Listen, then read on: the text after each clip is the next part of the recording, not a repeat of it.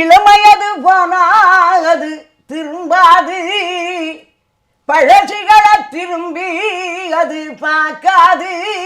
ராஜா ராஜா அவர் பேரே ராஜா.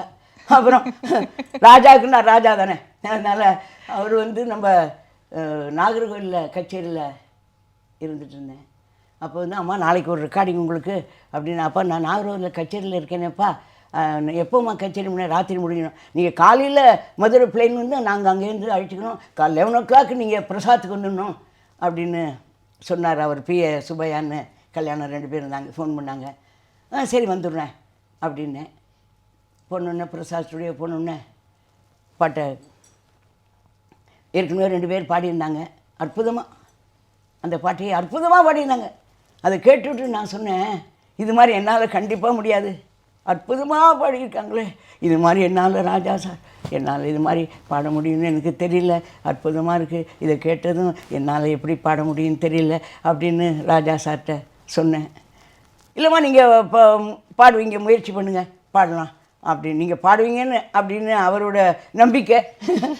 அவர் முருகனோட முருகா முருகா அப்படின்னு சொன்னார். பயந்துட்டு தான் நம்ம எப்படி இதை பாட போகிறோன்னு தெரியலையே, அவர் இப்படி சொல்கிறாரு, நம்ம அதை பாடி நல்லபடியாக எப்படி தெரியல இருந்தாலும் பயந்துட்டே அந்த பாட்டை கொடுத்தார்.